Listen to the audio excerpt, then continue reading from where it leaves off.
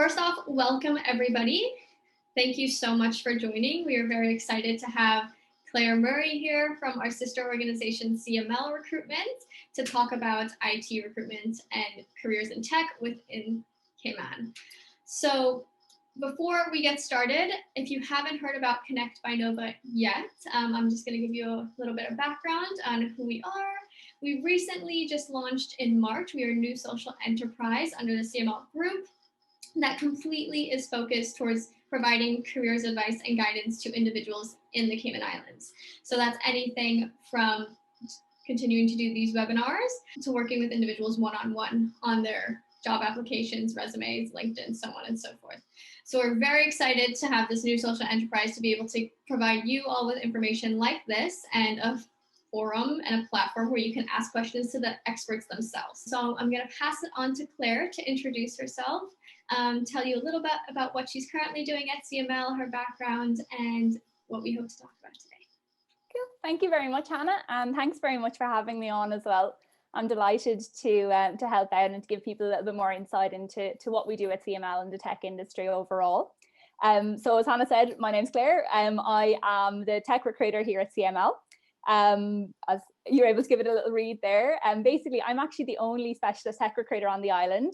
So I work with most organizations to provide, support and help with them to fill vacancies. So I've been with CML over 2.5 years now at this stage. Prior to that, I was a software engineering recruiter in Dublin for over 2.5 years as well. And then my background would be in organizational psychology. So it's kind of all ties in quite nicely. I quite enjoy helping people find the right role, matching people's right vacancy, etc. So I would look after, as I said, right across the technology field in the Cayman Islands. I do a little bit of work in Bermuda as well, and for BVI. So, would work with, right across the IT field here in Cayman. Fantastic, thanks. We're really lucky to have you today to answer all these questions. So just to start off, tell us a bit about what are the typical roles that you work on in Cayman? Of course, yeah. So I would say in Cayman, we have kind of two very different sides. So you have the software side, and then you also have the networking and security, kind of more hardware side of things. Both equally quite busy.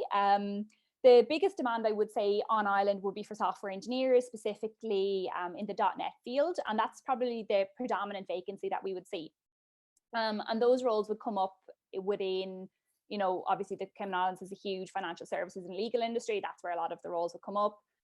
Also then the government, and then, within kind of the managed service providers, things like that, to provide a bit more support.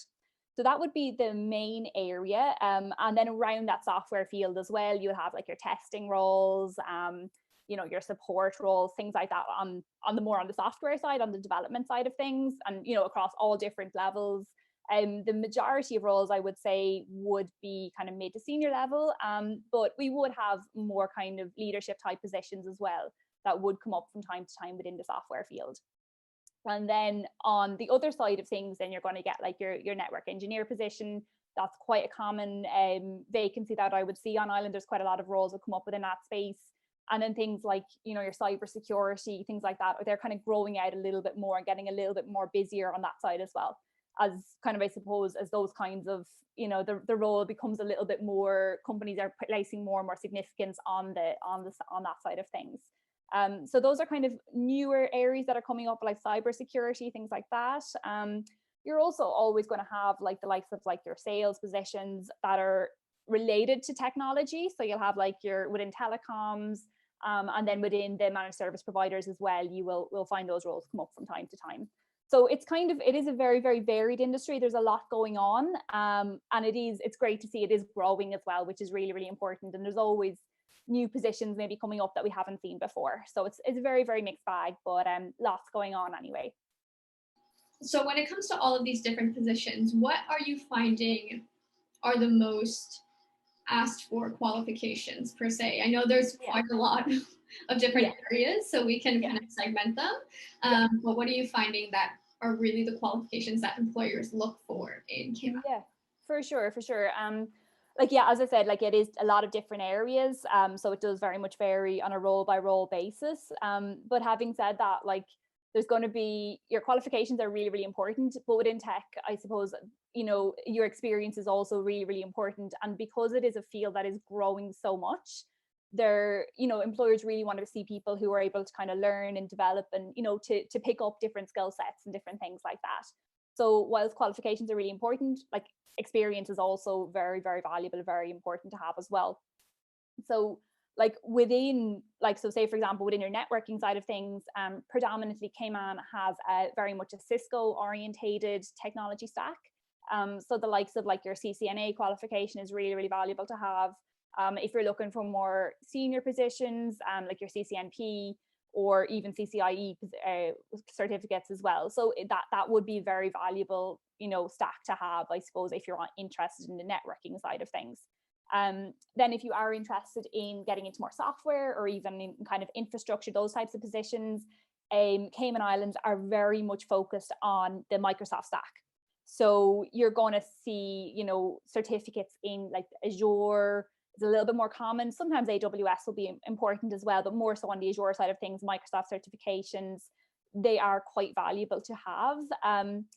Like definitely the certificates, I'd say, aren't necessarily a prerequisite for every company in every position, but especially if you're an overseas candidate looking to move over, they will definitely, you know, help you along. And if you are a local candidate on island as well, they will give you the edge as well, you know, in terms of progression and moving forward in your career. So they're certainly very, very useful, but it is very much, you know, dependent on a role by role basis. And what I would say as well, like if there are any, you know, young candidates there who are interested or keen in a particular area, like more than happy, you know, if they ever want to reach out and get in touch with myself, like, you know, it's no problem whatsoever, just to kind of let you know what specific industry, what you would need to have to get into that area, because I know it is quite specific on a role by role basis, if that makes sense. Yeah, no, definitely. That does make sense. Yeah. And so back onto those certifications, where, for example, if you're a local candidate, where can you find those certificates? Or are they online based, or do they have to go overseas, or can you give a bit more background as to those that are? For sure, yeah. And it would be a mix as well. So a lot of those kind of certificates are available online. I believe UCCI offers some of them. I don't think they go into every single area, but they definitely have some, you know, certificates in the areas of different, you know, different IT degrees and things like that. So it's certainly worth checking out the local university. If you are interested in software engineering, I know that, you know, both Tech Cayman and Cayman Enterprise City are both really, really good resources to have. And I know that they organize different kind of coding workshops and things like that. So that they would be really, really useful to kind of look into those. And even that's like, you know, from a software engineering perspective, if you were interested, they will be able to help you and give you like different certificates and things like that they offer as well. So there are definitely routes there. There is a lot of different, like even like, you know, the likes of Udemy, things like that. There's a lot of tech specific certificates as well that will be really, really valuable to people. So, you know, definitely, you know, there are options on island, like, you know, you don't need to, you know, to be able to kind of like, definitely you can go overseas, but you definitely don't have to. You can do a lot of it from, you know, from Cayman. It's very, very possible to study a lot of those qualifications. And, you know, some of them, you know, I know for the Cisco ones, for example, some of them can be quite expensive, but a lot of organizations as well, you know, especially if you're going in at a junior level, there's a huge number of organizations there who will help you with that process and, you know, will be able to kind of maybe do sponsorship or something like that, because they are very valuable for the organization themselves as well. Oh, that's fantastic. I mean, that's the beauty of the tech industry, right? Yes, for sure. Yeah, no, it is nice. Yeah, when you're able to kind of give people a bit of help. Yeah. Yeah. So on that note, so for a younger individual, somebody who's just trying to go into the tech industry, what would you say, whether they're in high school or currently studying their university degree, where would you say is a good place to start in terms of certifications, or where could they start, I mean, in terms of qualifications? Yeah, so I would say for a younger person, it is a great idea for them to, you know, go in with an open mind and look at as many areas, because the tech is so broad. There are so many opportunities in different areas, and some people love one area, they become aligned to another. You know, there's a lot of opportunities out there. So I would say for them, you know, take a look, like in Cayman itself, as I said, like Cayman Enterprise City, Digital Cayman, like they're doing some really good stuff. So, you know, they're doing lots of internships and, you know, things like that for younger Caymanian candidates. So it's certainly worth their while, you know, reaching out. They have a huge number of people involved who are more than happy to kind of mentor people and, you know, to help them along to figure out what area you are interested in. And I think people, especially in Cayman, like they want the tech industry to grow. Like they've done some really good stuff and great work in the last couple of years at expanding the industry further and getting younger people interested in it. So I do think like there's a lot of like, you know, people out there who are very passionate about helping younger Caymanians and who want to do that. So more than like, you know, I think people are more than happy to, if they do reach out, you know, send them a message on LinkedIn, just pop them a connection request, reach out, and you know, people are more than happy to have a conversation and, you know, let you know kind of what their role looks like and how you could move forward in that area. So I would say like that's probably going to be your best method. Other than that, as I said, like, you know, within tech, there's an awful lot of it that can be learned. Like, you don't need to have loads of resources. You just need to have like a computer in front of you and the motivation and the willpower to learn. So, you know, there's a lot there that you can do, you know, yourself. Like there's lots of different websites, like even, you know, set up maybe an account on GitHub, like just to practice your coding a little bit more, things like that. But you know, like that younger people can do themselves, you know, and it will stand to you longer term. Like companies will be very, you know, interested to hear that you've been doing coding in your own time, or, you know, that you've been involved in different projects or set up projects with school or anything like that. So there is a huge amount that you can do just to figure out what area you're most interested in and kind of what kind of feels right for you, I suppose. Great. I've seen a couple more people come on in, so I just want to say again that we're really excited to have Claire Murray here from our sister company, CML Recruitment.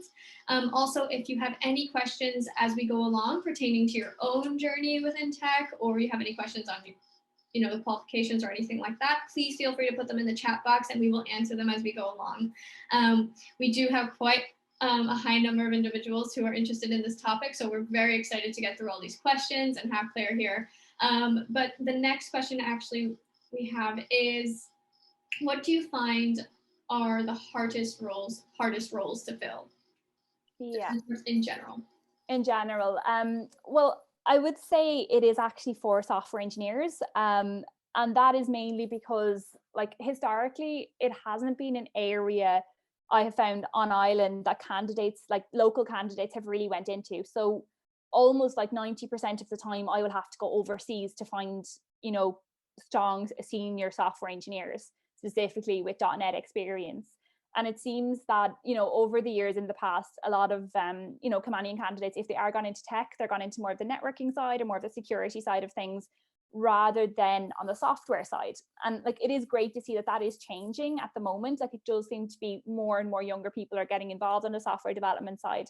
But historically, you know, that hasn't been the case. So it's still, like, at the moment, we do still have to, you know, look overseas quite a bit for .NET engineers. And it's an area that is very, very, like, you know, popular and in demand right across the globe. So it definitely is probably the area that, you know, there's always a demand for, and it would take the longest maybe to, you know, to fill those positions, because, you know, you do need to go through the whole relocation process and all of that. So it definitely is an area that I would say is going to be, there is a demand there always in Cayman for software engineers. And if, like, you know, young Caymanians are interested in getting involved in a certain area where the demand will be high longer term, and where there isn't currently a lot of, you know, candidates with that skill set, like, it is definitely a very good area to look into and to explore further. And even if, you know, somebody wasn't going to stay, you know, on island or whatever, they wanted to explore, you know, opportunities globally, there will be that opportunity as well, because it's not just that there's a big demand in Cayman, there's a big demand globally. So it's certainly a good area for people to look at. Would you be able to walk us through a typical career progression for someone like a software engineer? Yeah, for sure. So like, a lot of individuals, like, they will join through like an organization initially, like when they're in a university. A lot of companies will offer internships and, you know, opportunities for them to work with an organization for maybe 2 or 3 months during the summer.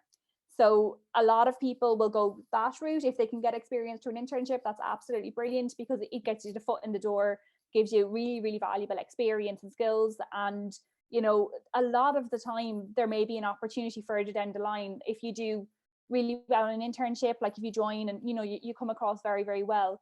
A lot of companies maybe will take you on then as a junior software engineer, and then be able to kind of nourish that and allow you to progress. So that's certainly, you know, if you can get into an internship or something like that, it certainly is a really, really good pathway. And then like for the software field, for example, somebody would join, maybe it's a junior software engineer, and then, you know, be mentored and, you know, learn and progress and kind of move up the ranks from, you know, to intermediate and up to senior software engineer. And then, you know, they can really kind of choose from there. Then if you want to go into maybe a lead position, or if you want to stay hands-on, or, you know, if you're interested maybe getting into more of an architecture role or something like that. So there's a lot of different, like, you don't necessarily, even if you go into one field in tech and if you're hands-on developing, you know, you don't necessarily need to remain hands-on if you don't want to stay like coding 100% of your time. There will be other opportunities there to kind of, you know, work on the design side if you want to go into architecture, or if you want to go into more of a people management role, or, you know, more people interaction and things like that. So like within most areas of tech, there is a similar, I won't say a similar progression field, but there is definitely similar options. Like you're never going to be, you know, say, okay, you're going to be this and you have to stay like at this job for the rest of your life. Like that's not going to be the way. It's probably one of the areas where there's the most opportunity for change and for diversity, and, you know, moving into different areas, trying different things. And like a lot of companies are very, very happy if you're, you know, if you're doing well, they really would like you to kind of to stay with them. And even if you're going to move into a different area, very, very happy for you to upscale you and train you, cross train, etc. So there's definitely, you know, you're not going to be stuck somewhere and doing something you don't like. that's good. Is there that same demand for IT audit or cybersecurity? Not at the moment, no. So it is an area that is companies are paying more and more attention to on Ireland. Mm-hmm. At the minute as it stands. So there certainly are positions, and they do come up from time to time. So I would work probably 2 or 3 cybersecurity roles per year, maybe a little bit more now, but it certainly is an area that's growing. Yeah.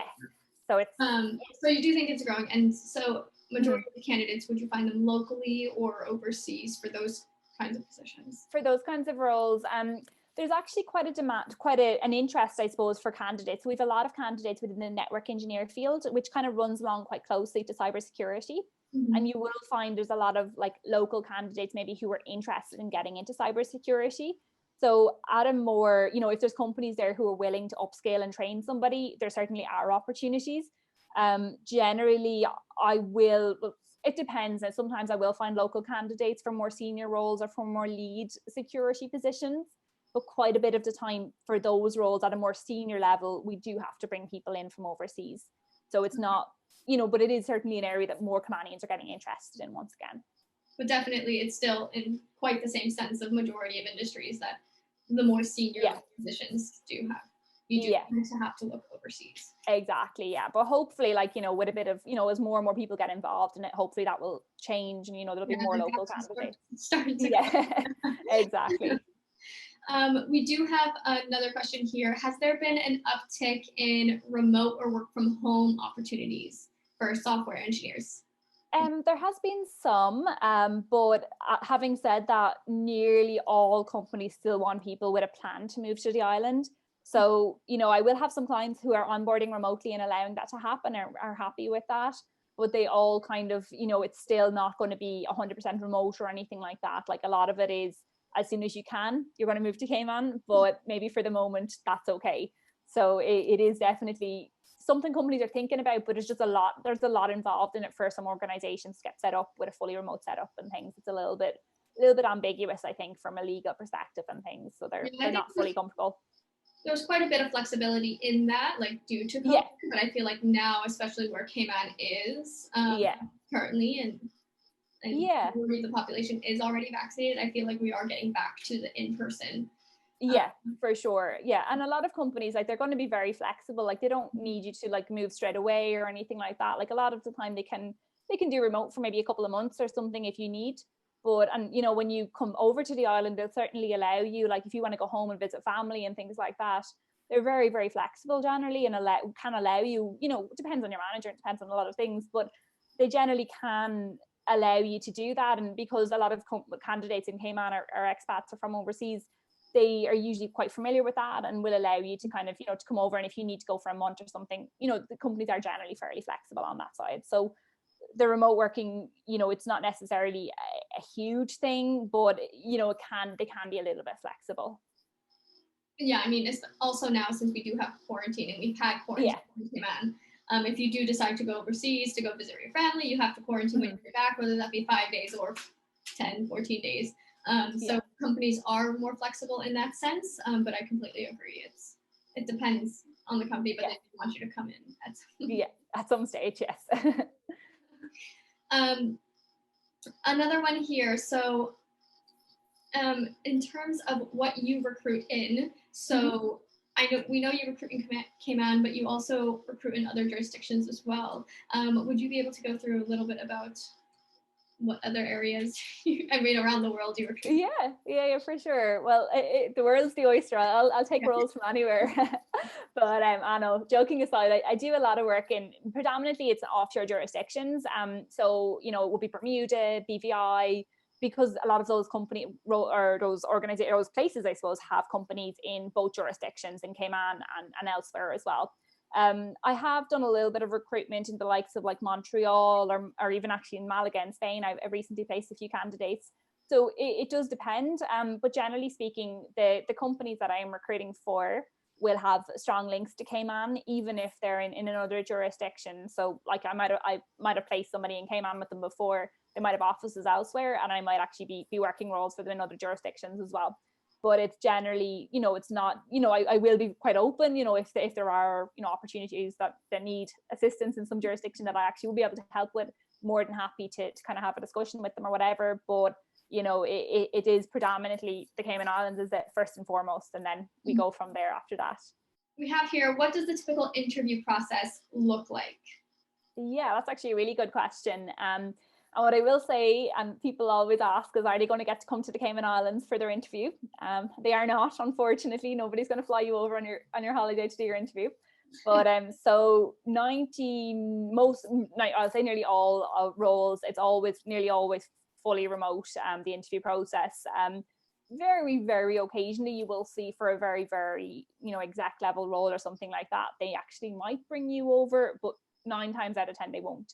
And generally speaking, it will be quite a thorough process. And because the reason for that, I suppose, is because companies are going to invest a lot of money. If it is a remote candidate, they're going to bring a lot of money in bringing you over, relocation, etc., etc.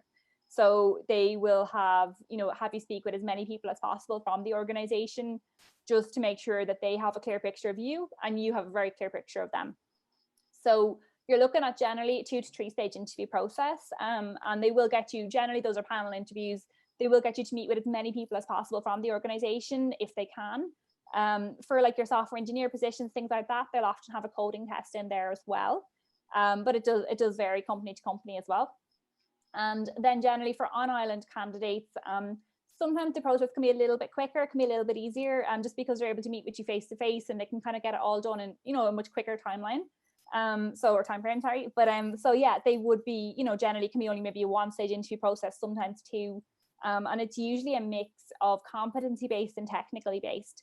So the majority of interviews you will see that there will be somebody from HR maybe on there doing the competency based interviewing, and then there will be like the tech lead or the IT manager or something like that will be doing the more technical perspective. So they usually are fully, they're pretty, I suppose, I won't say like they go through a lot of different information. They will ask you quite a few questions and things like that.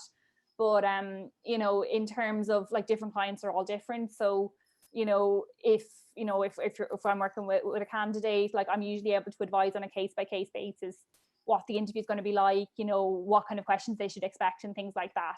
So that will be something that I will be able to do if I am representing you to a client. We will definitely go through all of that before an interview, just to let you know the specifics with that particular client.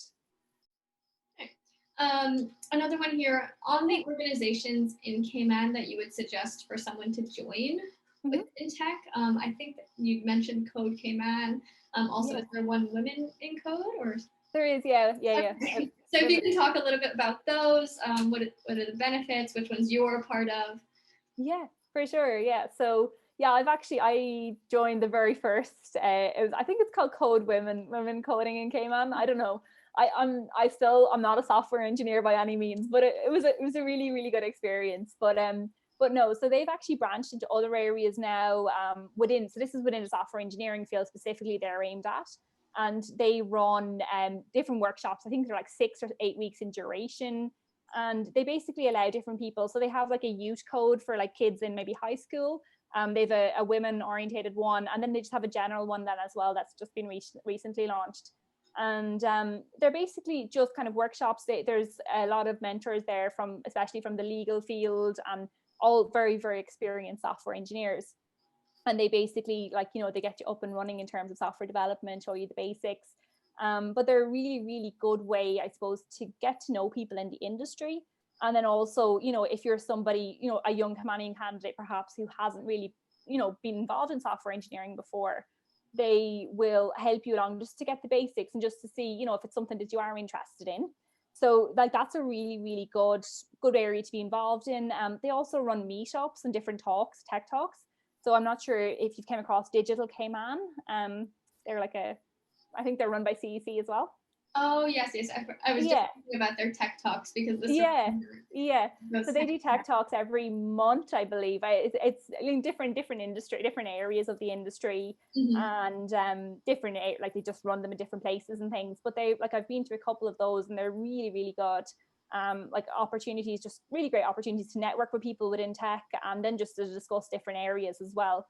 So like they would be a really good avenue for somebody, maybe a younger person who's not quite sure where to what industry to get into, what industry within tech to get into, or like just wants to find out a bit more about it. And they run those every month. I think they're free of charge, and like it's quite a nice a nice couple of hours to spend. So it's definitely, they would be a great option as well. And like even Cayman Enterprise City, they run like the internships and things like that as well. So like there's a lot of different areas, I suppose, on Ireland, like different kind of groups that are running these different events. Like I think there's actually meetup events as well if you go onto meetup.com within the cybersecurity side and within the cryptocurrency. So like there's kind of depending what area you're involved or interested in, there really is something there for everybody. And there's lots and lots of different, like it's becoming more and more of a tech culture, which maybe is in other jurisdictions that have, like it's only quite a new thing in Cayman. But there's a lots of different things to be involved in, and just to kind of get a flavor of different areas within tech. Yeah, no, it's great because there's so many different communities and groups. Like you said, you can begin to network with different individuals in different spaces and then figure out what avenue you want to go down, right? Exactly, yeah. On the internships with Cayman Enterprise City, they run internships annually. They're fantastic. I recently just placed a young Caymanian to work with a security analyst for the summer, which is great because then you get that like one-on-one with the expert themselves. So definitely, if that's something that you are interested in for next year, do keep them in mind because applications, I believe, open early in the year. Yes, I believe like the deadline might be March or April. But do definitely keep those in mind because that is a great way to like gain experience and network with other individuals within the tech space. So for sure, keep them on your radar as well as all the different organizations on island. In terms of benefits, I would say a lot of different companies offer quite a variety of benefits, right? When you see at least in the tech industry, are there a few benefits that you see are kind of the norm within tech, I guess, is what I'm trying to ask. Yeah, no. Well, like, yeah, so you'll find like within tech, it depends on the industry really, or the actual area that the company is involved in. We are seeing more and more. So through Cayman Enterprise City, like they have had a lot more kind of startup organizations, more kind of software products, kind of cooler companies, I suppose, than your standard, your legal or your financial services organizations.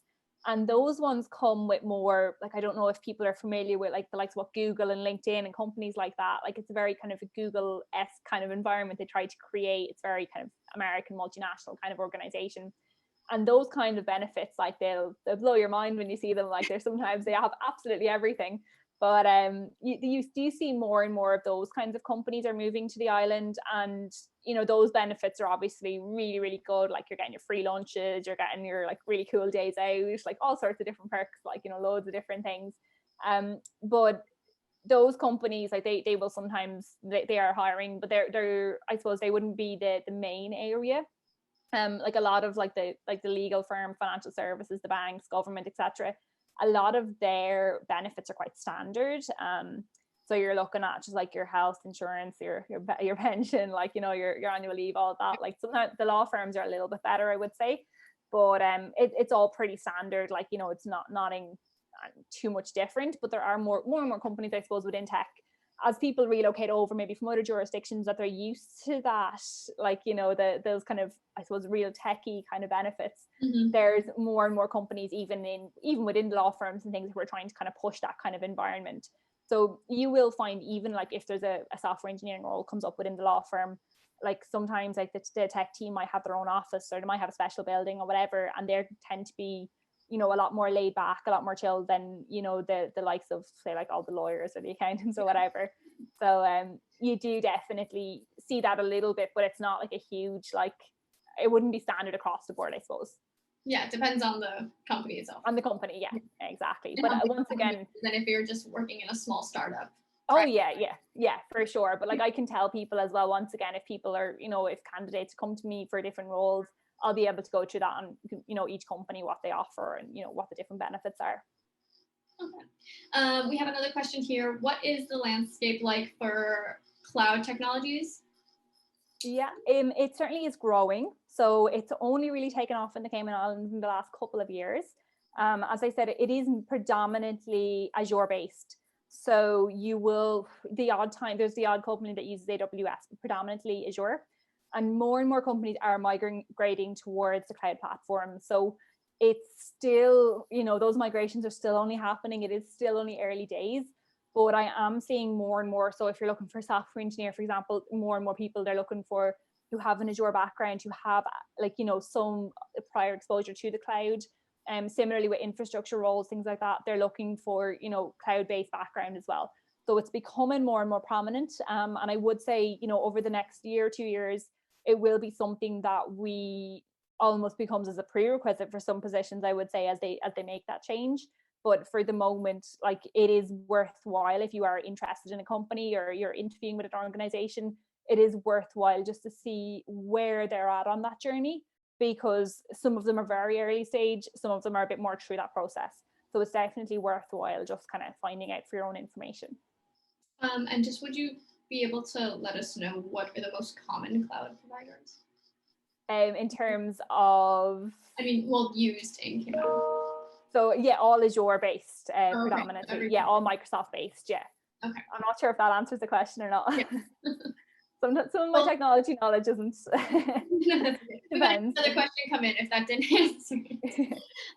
And just, I know I don't want to go over in time because I do know everyone is either joining in from their lunch or joining in from overseas somewhere. So just before we end, feel free to ask your questions now, just so that we can get them in throughout the last couple of minutes of the webinar. But just if you can go through kind of what are the benefits of working with a recruiter, specifically since you're the only IT recruiting specialist on island, you can just talk about what the benefits are. Yeah, for sure. Well, I suppose like the biggest benefit really is that, like, I would like to think anyway, I know the market inside out, because as I said, that's all I do all day, every day, is talk to either tech candidates or tech clients. So that's literally my job. So yeah, like basically, like I will, a lot of the time I'll be speaking with candidates either on island or overseas who are interested in making a move. And you will see a lot of the time in Cayman that roles aren't necessarily advertised. Like it's a case, a lot of it, recruitment is done kind of word of mouth, and, eventually, like, after, they don't necessarily have the requirements, posted on websites or anything like that. So, a huge amount of the time I will be, if somebody comes to me that are interested in a particular organization, I will just reach out to that organization, like completely confidential and, just very, very informal, etc., and just kind of have a chat with them and let them know that this candidate is looking for something. And then a lot of the time they may be interested in having a conversation with the candidate or, speaking with them further. So that's probably one of the biggest benefits. And then aside from that, really, like part of the process with me is whenever I send over a candidate, if they're, represent a candidate to a particular client, like I will help them through the entire process. So like I have placed candidates with most companies on Ireland at this stage, specific definitely in certain areas. So like I'll be able to tell you like who the interviewers are, what they're going to ask you, the type of questions to expect, and like, everything that you need to know, help you with the CV before we send it over. Like I have a very good idea of what every client is looking for specifically. So, I'll be able to give you experiences on each candidate, each client, and what it's like to work there, who I've previously placed there, et cetera, et cetera. So I would say they're the biggest benefits of actually working with a recruitment consultant.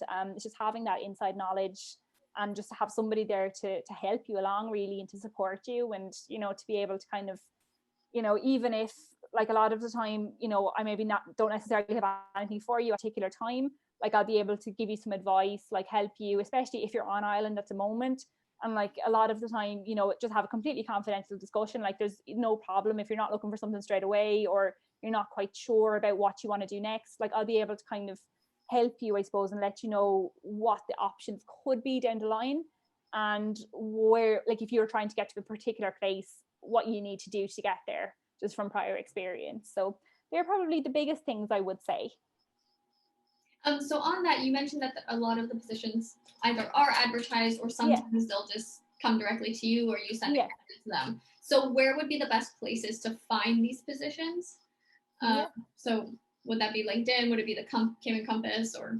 Yeah, I would say so. Not necessarily LinkedIn, really. Like some depends on the positions. Generally, more senior roles are advertised on there, but you will find a lot of companies on Ireland don't necessarily use LinkedIn. So the Cayman Compass is probably the best port of action, a port of call. Especially if you're on Ireland, like every Friday, I find is the best day to look for roles. But they are advertised in there, the back pages of the Compass every single week or every single day even. And so that would be a very good port of call. I know the CML website, like I'll have all advertisements up there as well for new roles. Also, I know Cayman Enterprise City, they actually have a website as well with all kind of CEC vacancies. That would be a good port call. And there's like Caribbean jobs and stuff like that, but they're a little bit more hit and miss, I would say. There's not really everything to advertise on there.